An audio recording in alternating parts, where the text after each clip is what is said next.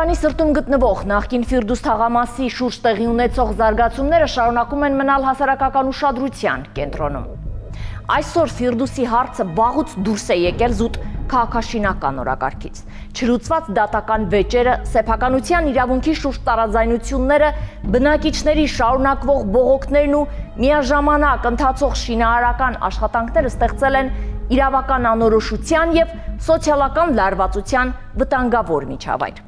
Հարցը մնում է բաց. արդյոք հանրային շահը իրապես հավասարակշռվում է քաղաքացիների իրավունքների հետ, թե այն վերածվել է գործիք արդարացնելու վիճահարույց որոշումները։ Ֆիրդուսը դարձել է նախադեպային օրինակ, որը ցույց է տալիս, թե որքան խոցելի կարող է լինել քաղաքացու իրավական պաշտպանվածությունը մեծածավալ կառուցապատման ծրագրերի պայմաններում։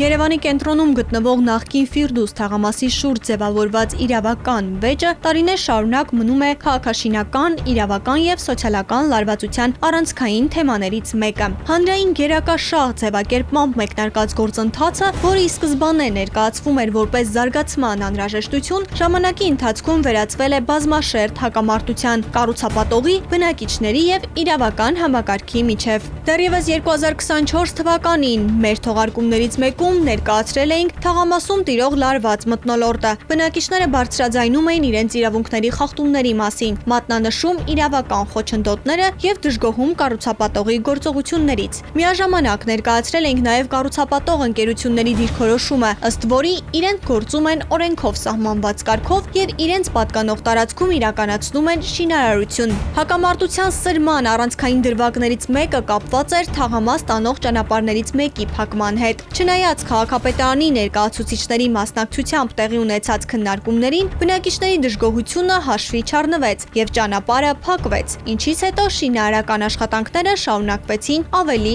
ակտիվ փուլով։ Շուրջ 20 տարի է մենք ակտիվ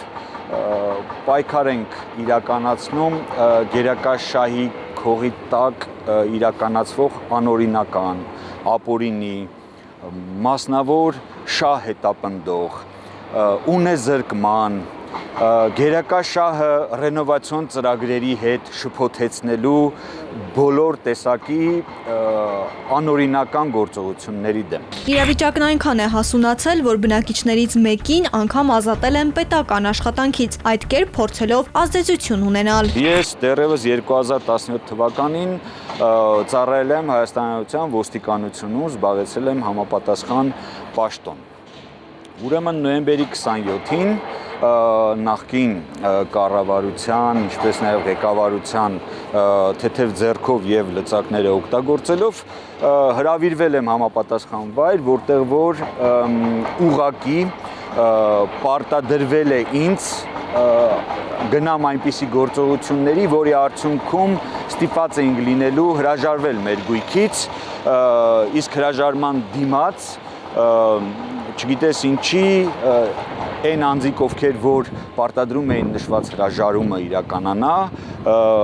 իրենց իսկ ձեռքի տակ գտնվող գնահատողների կողմից գույքը գնահատվել էր պայմանական միավորներ, ասենք 650 ԱՄՆ չափով մեկ քառակուսու համար։ Դե բնականաբար դասավորվեց այնպիսի հանգամանք, որ ես չհամաձայնվեցի եւ անմիջապես դրան հաջորդեց հենց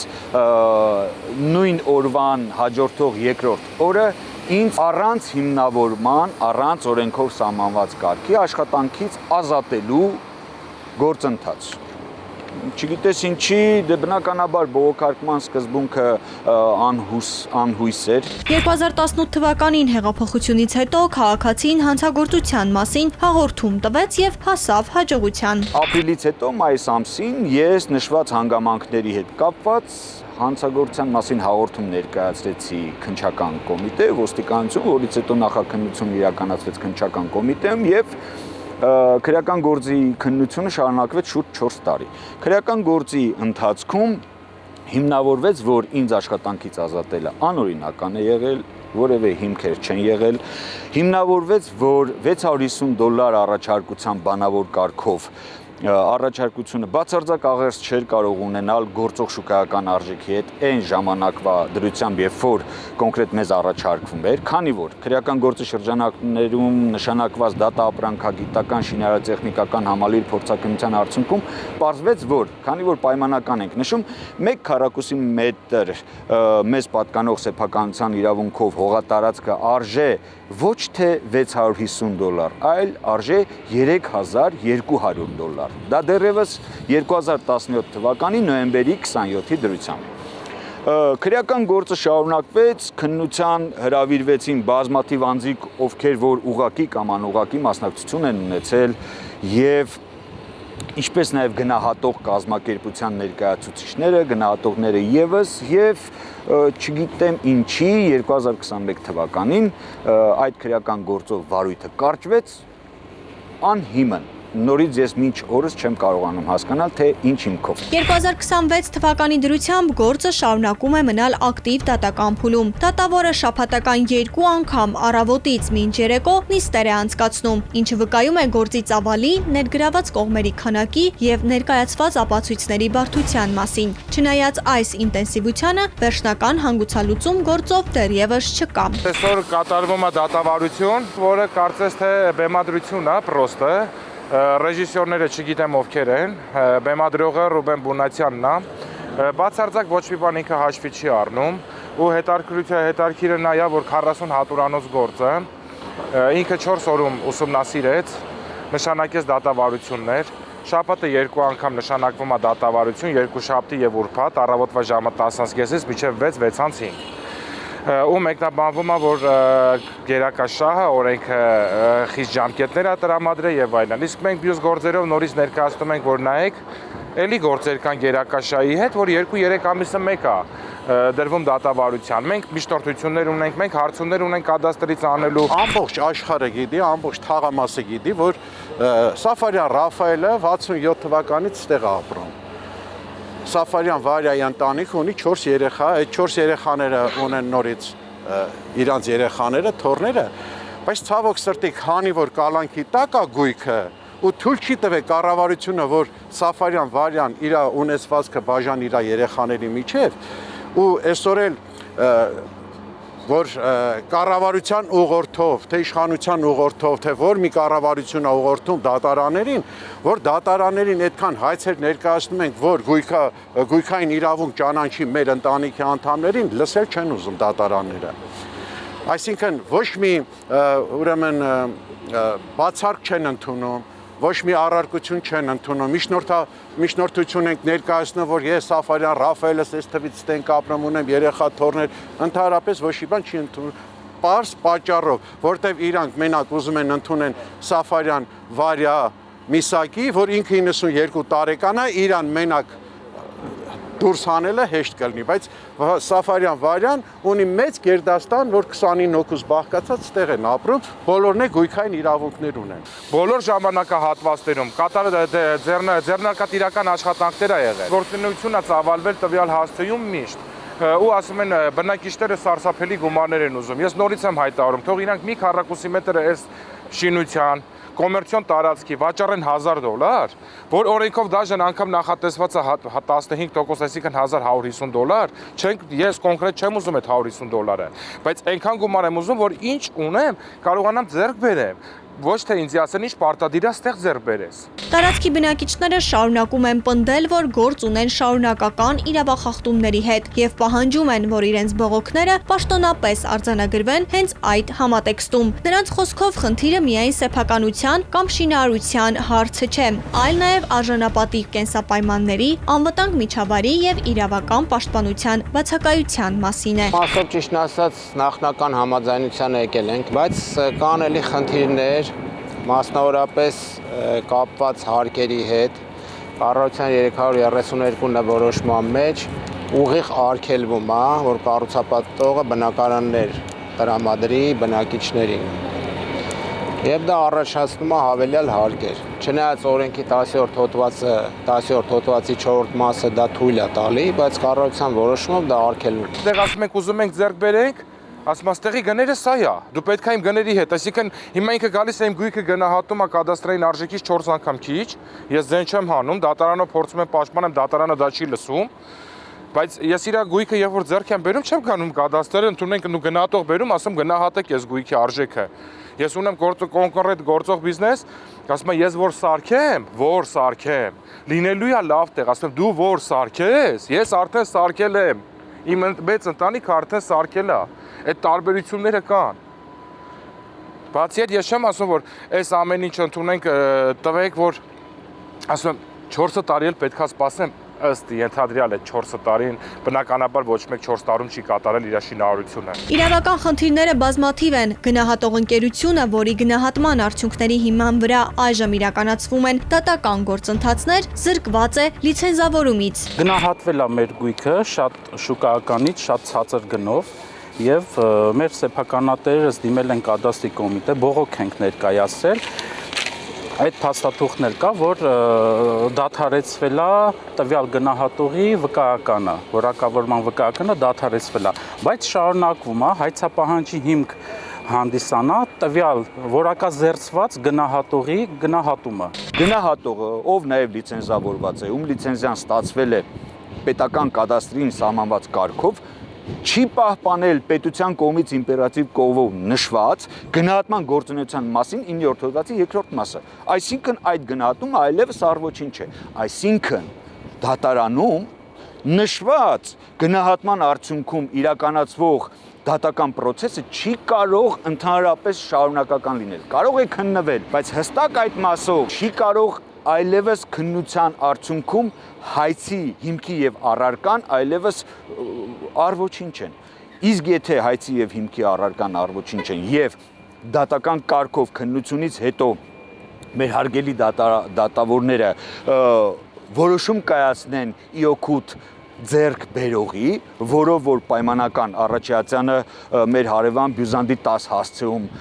սեփականատիրոջ նկատմամբ այլևս կայացրել է։ Բազմաթիվ գործեր կան, որ առանց այդ հիմքերը հաշվի առնելու դատարանը իմպերատիվ կարգով կայացրել է նման որոշում, որոնք որ չեն կարող իրավաբանության հետ, իրավագիտության հետ առասարակ կապ ունենալ։ Որ այս գործընթացը գնում է միլիոն հատ խախտումներով, այդ միանշանակ է։ Ասում եմ կոնկրետ վերցրեք 419 օրենքը, այդ գնահատման մասին օրենքն է։ Մեկ էլ 1355 կառավարության որոշումը այդ գնահատման մասին այդ գործառույթները կարգավորող դրույթներն են։ Կտենակ, որ սենց ծերից ծեր խախտումները, ծերից է, որտեղ ուրիշ ձև չեն կարող այդ գները ստանալ։ City Center Development ընկերությունն, ով պետք է իրականացրեր ծրագիրը, ունի հարկային պարտավորություններ։ Ավելին, իր գործունեությունը այդ մասով սահմանափակված է։ Ըստ համապատասխան փաստաթղթերի 3 հարկային պարտավորությունները ընդհանուր հաշվով շուրջ 3-ից 4 միլիոն դրամի են հասնում։ Մի կազմակերպություն, մի ընկերություն, ով պետության հարկերը չի կարողանում վճարի, սահմանափակում է կիրառված այդ հիմքով իր վրա, ինքը գալիս ու սկսում է կառուցապատում անել։ Մեր դատարանում հանդես է գալիս City Center Development PB-ն, որի նորից եմ կրկնում, կիրառված է սահմանափակում պետության հարկերը չվճարելու համար։ Հարցնում ենք, ասում ենք, դու ունես կառուցապատման իրավունք, ասում է, ոչ, ունես շինարարության թույլտվություն, ոչ, ինչ պետք է կառուցվի տեղ, չգիտեմ, ինքը չգիտի, որևէ բան չգիտի։ Բայց այդ նույն տարածքում մեկ այլ կազմակերպություն այսօր վաճառում է, ասում է, այս ապագայում այստեղ պետքա լինի 14 հարգանի շենք եւ մի քառակուսի մետրը առաջի հարկը վաճառում է $23,000, երկրորդ հարկը տենց $18,000, երրորդ չորրորդ հարգերը ամենաեժանը $4,600 բանը մի քառակուսի մետրի համար։ Ինքը վաճառում է, բայց դատարանը գործը քննում է ուրիշ կազմակերպության, որ այդ ուրիշ կազմակերպությունը ճանաչեն ձեռք բերող։ Սա ամենաէլի ճճացող գործն է, այսինքն դատարանը դեռ չի բավարարել հայցը, բայց որոշակի անձիկ Հայաստանի Հանրապետությունում իրանք գիտեն, որ դատարանը ինչ պետք է բավարարի։ Փորձում ենք բանակցել, կառուցողական մոտեցում ենք ցույց տալիս։ Մենք դիմումներ ենք ներկայացրել ղեկավարությանը,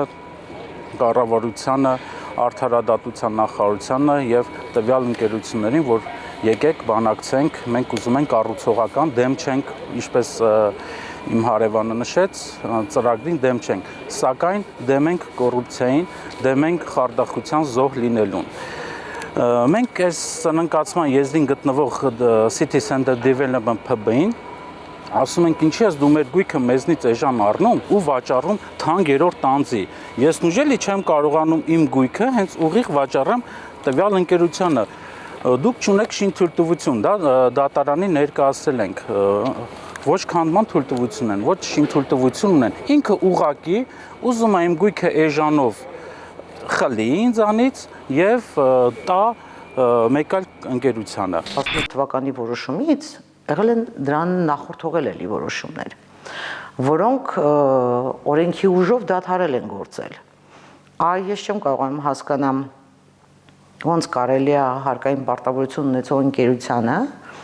նորից հնարավորություն տալ ձեռք բերող հանդիսանալ, ավելին սեփականատերերի հետ մտնել, կարելի ասել, գոյամարտի մեջ գումարի փոխհատուցման չափ քննարկելու համար։ Բնականաբար սա արդեն ազատ շուկայական հարաբերություն չի, սա հարկադրաբար գույքի օտարում է։ Յուրաքանչյուր կողմը սեփականատերը ուզում է սահմանադրությունով իր երաշխավորված իրավունքով իր սեփականությունը համարժեք հանձնել, իսկ սեփականատերը աշխատում է հնարավորինս ավելի էժան վերցնել։ Ու այստեղ բախում առաջանում ու չկա որևէ մի գերատեսչություն, չկա մի մարմին, լծակ, ով գոնե կհետազոտի, կտեսնի ենթադրեն կառուցապատողի կողմից խախտվում է սեփականատերերի իրավունքները, համարժեքությունը կամ ընդհանուր ինչ մեխանիզմ է, ինչ գումարագոյացման մասին է խոսքը, ենթադրենք 1 քառակուսու մետրի արժեքը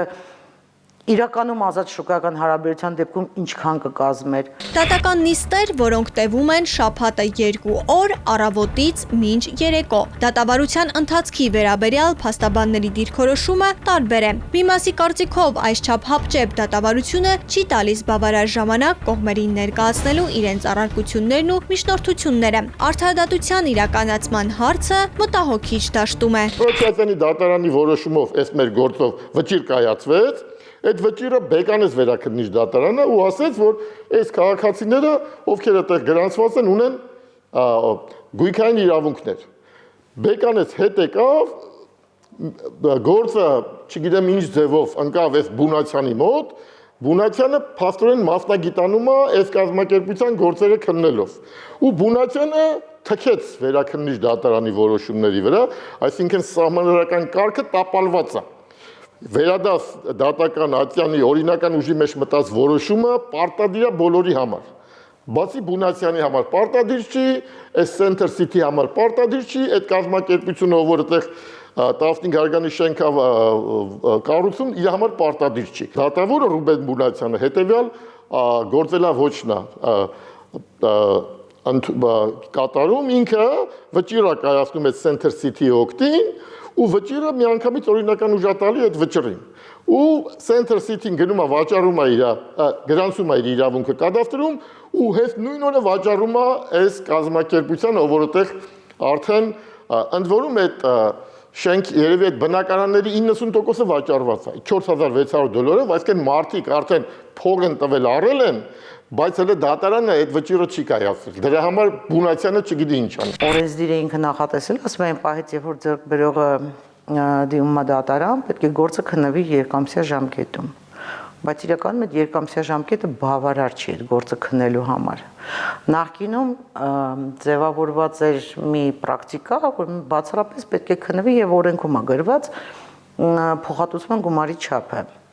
Բայց հաշվի առնելով ձեռք բերված այն դատական պրակտիկան ու դատական ակտերը, որոնք որ ունեցել ենք մեկ այլ ձեռք բերողների հետ գերակա հանրային շահերի հետ կապված, վերաքննիչ դատարանը սկսեց այդ պատմությունը, ով ասաց, որ ոչ բողոքաբերը ճիշտ է, իրականում պետք է քննվի նաև 16-րդ հոդվածի առկայությունը, որովհետև որպես ինստիտուտ այս դեպքում սեփականատերը որևէ այլ տեղ չունի դա քննելու։ Լավ, որտեղ քննի ձեռք բերողը հրաժարվել է գույքը ձեռք բերելուց կամ խախտել է թե ոչ։ Դրա արդյունքում էլ մարդիկ մնում են անպաշտպան դատարանում, հավատացեք, կլինի բացարկը, կլինի միջնորդությունը, կլինի այդ քննարկումը, այդ հապճեպության արդյունքում էլի պաշտպանության եղանակը։ Լավ, այդ մարդը որտեղ իր իրավունքը պաշտպանի։ Եթե առաջի ատյանի ընդհանուր իրավասության դատարանը քննության արդյունքում ասում է ինձ մնացած հարցերը չի կարա, իմ իրավասության մեջ չի, ես մենակ գումարի չափ եմ քննարկում։ Կամ ինձ բերեք ձեռք բերողը խախտել է 16-րդ հոդված, թե ոչ։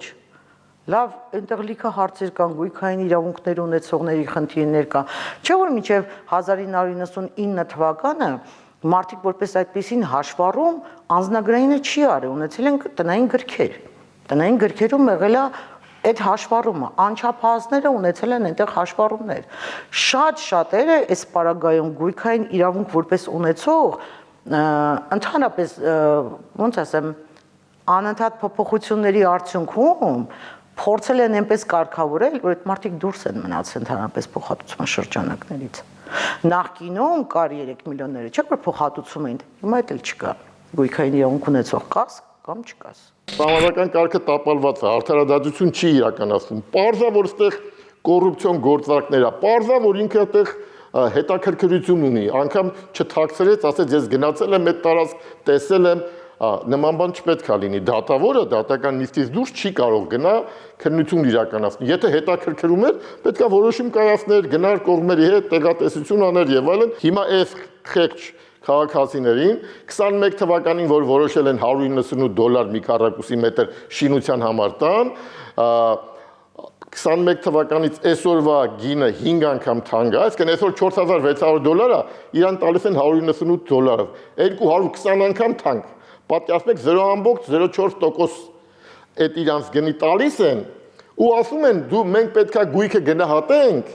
21 թվականի դրությամբ։ Թեև այս պնդմանը փաստաբանական խմբի անդամների մի մասն էլ այլ տեսակետ ունի։ Նրանց պատկերացմամբ դատավորը նախկինում ունեցել է դատավարություններ, որտեղ հանգուցալուծումը եղել է արդար դատաքննությունը։ Միտված չեմ ու տենց հակում չունեմ, առավել եւս կոնկրետ պարոն Բույնայցյանի հետ կապված, որտեղ բազմաթիվ դատական գործեր ունեցել եմ ու շատ լավ արդարադատություն եմ տեսել։ Եթե բացառիկ գերակա հանրային շահով կամ այս դեպքում ասենք հասարակության եւ պետության կարիքների համար ես չգիտեմ, այսպես ասեմ, հապճեպությունը կարամ մատնանշեմ, որ հնարավոր է պայմանավորված լինի նաեւ մեր կողմից բազմաթիվ միջնորդություններ ներկայացնելով։ Այդ մեր ներկայացած միջնորդությունները մինչև քննարկվի բնականաբար բավականին ժամանակ է պետք։ Բայց այստեղ ոչ դատավորը, ոչ փաստաբանական կողմը, ոչ պատասխանողը իրականում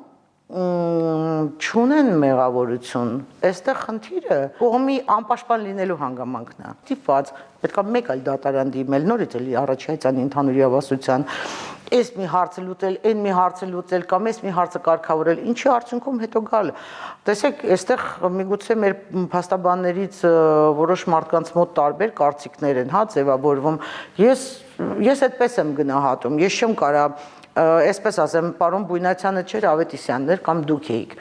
Օրենքը տվել է 2 ամսյա ժամկետ, գոյություն ունի նաև հայցվոր, հա, դատավարության որպես կողմ նայենք, ու բավականին մեծ ծածավալ միջնորդություններ, բացարկներ, պետքա քննվեն, չէ՞ դրանք։ Իրականում պետքա քննվեն։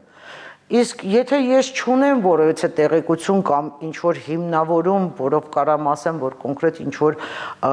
այլ պատճառներից է դա բխում, ես նման հայտարարությունով չեմ կարող հանդես գամ։ Բնակիչների պահանջը մեկն է՝ հասնել արդար դատաքննության, ունենալ հավասար պայմաններ այս թեժ պայքարի մեջ։ Սեփականատերերից որևէ մեկին չեն կանչել խորհրդակցելու, չեն կանչել առաջարկություններ լսելու, չեն կանչել լսելու, թե մարդիկ ինչ են պահանջում։ Մենք պետական ծրագրի դեմ չենք, կրկնում եմ, պաշտոնապես հայտարարում եմ, երդվում եմ։ Մենք դեմ չենք պետական ծրագրին։ Մենք ուզում ենք, որ մեզ չունեզրկեն։ Մենք պատրաստ ենք նույնիսկ պետական ծրագրի շրջանակներում ամենախստագույն անձանց, ամենախստագույն կազմակերպության ներկայությամբ իրականացնենք, մասնակցենք այդ շինարարական աշխատանքներին, մեր ֆինանսական, նյութական միջոցների ներդրմամբ, որպեսզի շատ ավելի շուտ կառուցվի այդ ամեն ինչը, որպեսզի մեր քաղաքը շատ ավելի գեղեցիկ լինի, շատ ավելի կոմունիկատիվ լինի, շատ ավելի շատ։ Ես այդ մարդը չեմ։ Ես մտահոգ Հայաստանի Հանրապետության իսկական հպարտ քաղաքացի եմ, արդարության դեմ պայքարելու եմ։ Ու որ ասում են, գիտեք ինչ, այս հինը նորը չէ, սաղն է մի հատ են, ինչի՞ մար ես շեշտեցի 2007 թվականից։ Այսինքն այդքան կառավարություն փոխվավ, կառուցապատողներն ու ձեռքբերողները չփոխվեցին։ Ու անգել եք ժողովուրդ հետևից ինչ այմա հավաքեք ձեր վեշերը գնացեք թողեք հանգիստ ապրենք մեր հայրենիքում։ Էսի սեփականությունը, էսի բնակարանքի, որ ասենք հարևանը վատնա, ծախեն գնանք ուրիշ տեղ ապրենք։ Էսի հայրենիք է։ Բոլորն էլ հողի համար պայքարում են։ Ընտանակը կողորտին դրած ստիպված պետքա բանակցես իրանց ուզած պահանջներով, իրանց ուզած գնով։ Էդ է ընդհանուր մեխանիզմը։ Ֆիրդուսի նախկին թաղամասի շուրջ զարգացող այս գործընթացը շարունակում է բացահայտել համակարգային խնդիրներ, կապված հանրային գերակաշռ հասկացության կիրառման, դատական ակտերի կատարման եւ քաղաքացիների իրավունքների պաշտպանության արդյունավետության հետ։ Թե երբ եւ ինչ հանգուցալուծում կստանա այս բազմաշերտ հակամարտությունը, դեռևս անհայտ է։ Սակայն ակնհայտ է մեկ բան. այն շարունակում է մնալ ինչպես մասնագիտական, այնպես էլ հանրային լայն քննարկումների կենտրոնում։ Մեկամյա երեխայի ծեծի դեպքը ցնցել է ողջ հանրությանն, առաջացնելով ոչ միայն վիշտ, այլև խոր անհանգստություն եւ զայրույթ։ Սա հերթական ահազանգն է այն մասին, որ երեխաների պաշտպանության համակարգում շարունակում են գոյություն ունենալ լուրջ բացեր։ Երբ խոսքը վերաբերում է երեխայի կյանքին, որևէ ուշացում կամ թերացում անընդունելի է։ Հանրությունը սպասում է ոչ միայն արագ արձագանքի, այլև խորքային, անաչառ եւ ամբողջական քննության, բոլոր հանգամանքների բացահայտմամբ եւ պատասխանատուների պատասխանատվության ենթարկմամբ նաեւ։ Այս միջադեպը կրկին ընդգծում է ընտանիքում բռնության վաղ հայտնաբերումը, սոցիալական ծառայությունների արդյունավետ աշխատանքը եւ ռիսկերի կանխարգելման մեխանիզմները պետք է լինեն ոչ թե ձևական, այլ իրականում գործող համակարգ։ Այլապես յուրաքանչյուր նման դեպք վերածվում է ոչ միայն անհատական ողբերգության, այլև համակարգային ձախողման ապացույցի։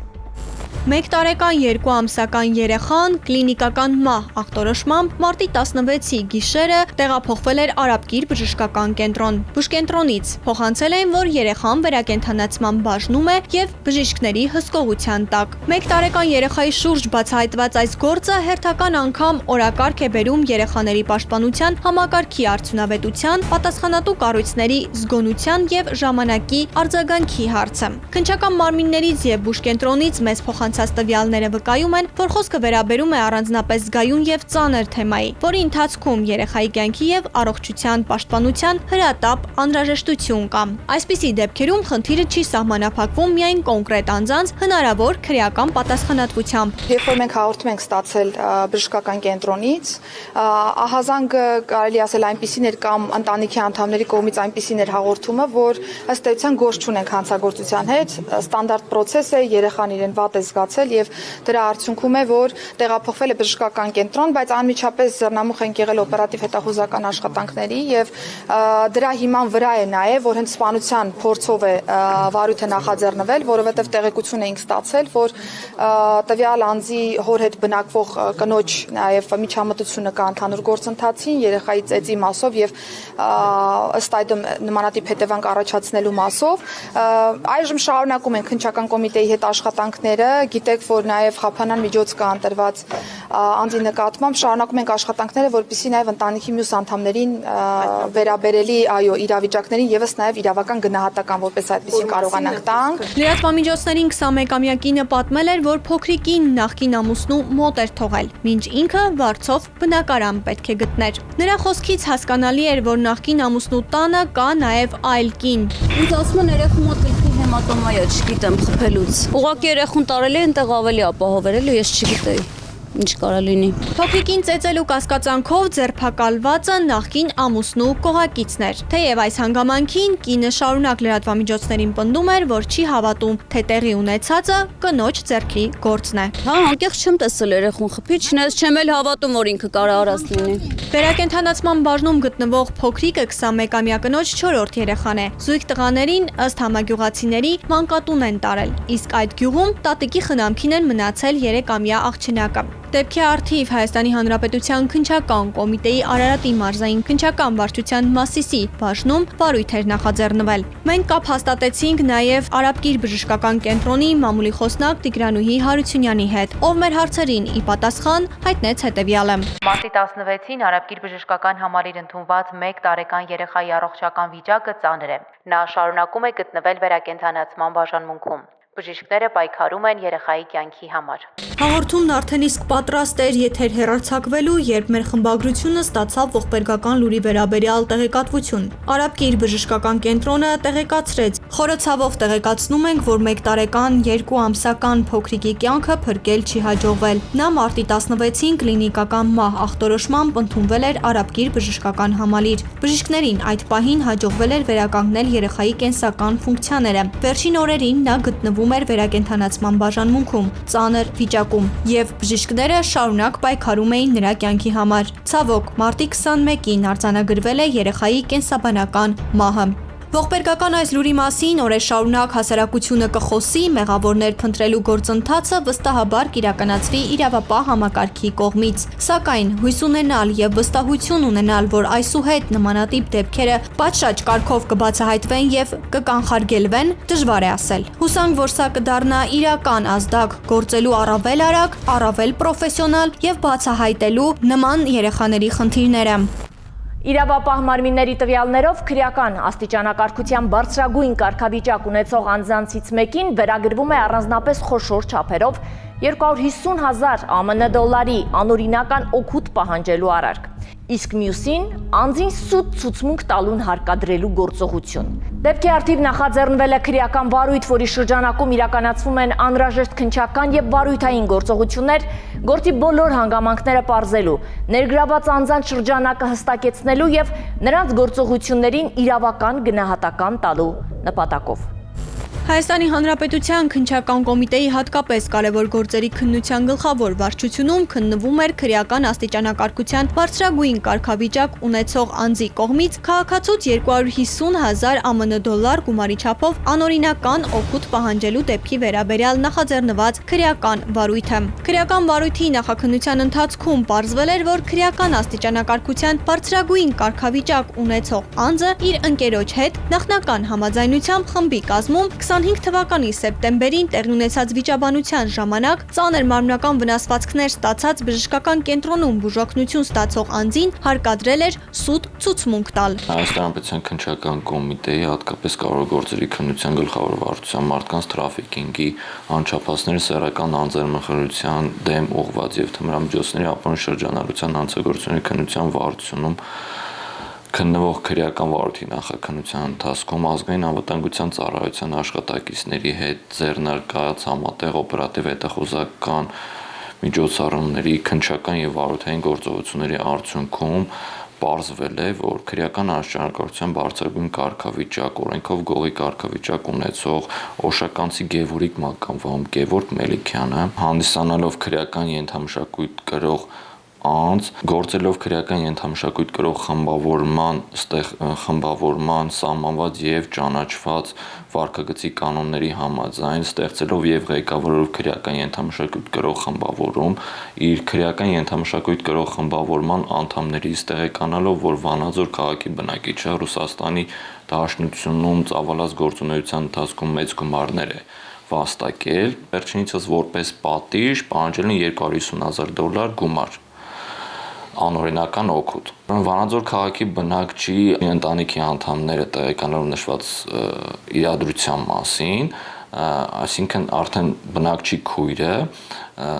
եղբոր քրեական աստիճանակարգության մոտ առաջացած խնդիրները լուծելու նպատակով, եղբորը աջակցելու նպատակով իր ամուսնու միջոցով դիմել է Վանաձոր քաղաքի բնակիչ քրեական հեղինակության կարգավիճակ ունեցող Մանգո Մականվան Սամվել Հասանյանին, ով ստանձնել է օրենքով գող Գևորգ Մելիքյանի մոտ առաջացած խնդիրները լուծել անօրինական օգուտ ստանալու միջոցով։ Վերջիններս քաղաքացուց պահանջել էին նախաքննություն իրականացնող մարմնին չհայտնել դեպքի իրական հանգամանքները եւ մասնակիցների մասին տվյալները։ Ավելին, վարույթն իրականացնող մարմնին քննության ճիշտ ուղուց շեղելու նպատակով վիճաբանության մասնակիցներին նկարագրել մտածածին տվյալներով։ Հետագայում Սամվել Հասանյանը հանդիպել է օրենքով գող Գևորգ Մելիքյանին եւ հանդիպման արդյունքում $250,000 ԱՄՆ սակարկվել է եւ որպես պատիժ, այսպես ասած, որոշվել է, որպեսզի վճարվել է $66,000 ԱՄՆ գումար։ Հետագայում արդեն Վանաձոր քաղաքի բնակչի ընտանիքի անդամները վախենալով հետագա հաշվեհարդարից մաս հավաքել են նշված $66,000, որը համարժեք է 25,522,000 դրամի, որը հետագայում տարբեր օրերի ամեն անգամ $33,000 գումար փոխանցվել է արդեն Գևորգ Մելիքյանի, իսկ գումարը փոխանցվել է Սամվել Հասանյանի միջոցով արդեն իսկ։ Հետագայում նշված հարցը լուծելու համար Սամվել Հասանյանը ստացել է անօրինական օգուտ, այսինքն բացի $66,000 $, նաև լրացուցիչ գումար է վճարվել Գևորգ Մելիքյանի նկատմամբ հանրային քրեական հետապնդում է հարուցվել Հայաստանի Հանրապետության քրեական օրենսգրքի 322-րդ հոդվածի առաջին մասով եւ 323 հոդվածի երկրորդ մասի 5-րդ կետով, այսինքն քրեական աստիճան կարգության բարձրագույն կարգավիճակ ստանալու, պահպանելու եւ քրեական ենթամշակույթ ստեղծելու եւ ղեկավարելու համար Սամվել Հասանյանի նկատմամբ քրեական հետապնդում է հարուցվել Հայաստանի Հանրապետության քրեական օրենսգրքի 322-րդ հոդվածի առաջին մասով եւ 495 հոդվածի 3-րդ մասի առաջին կետով վերջիններս նկատմամբ որպես խափան միջոց է կիրառվել կալանքը։ Նախաքննության ընթացքում քրեական աստիճանակարգության բարձրագույն կարգավիճակ ունեցող երկու անձի նկատմամբ հարուցվեց հանրային քրեական հետապնդում։ Վերջիններիս վերաբերյալ քրեական վարույթը մեղադրական եզրակացությամբ ուղարկվել է հսկող դատախազին։ Ծանուցում։ Հանցանքի համար մեղադրվողը համարվում է անմեղ, քանի դեռ նրա մեղավորությունն ապացուցված չէ Հայաստանի Հանրապետության քրեական դատավարության օրենսգրքով սահմանված կարգով դատարանի օրինական ուժի մեջ մտած դատավճռով։ Հիշեցնեմ, շաբաթվա ընթացքում արձանագրված դեպքերը լինում են մեր ուշադրության կենտրոնում մի պարզ պատճառով։ Մենք միշտ պատրաստ ենք շարժվել հանցանքի հետքով։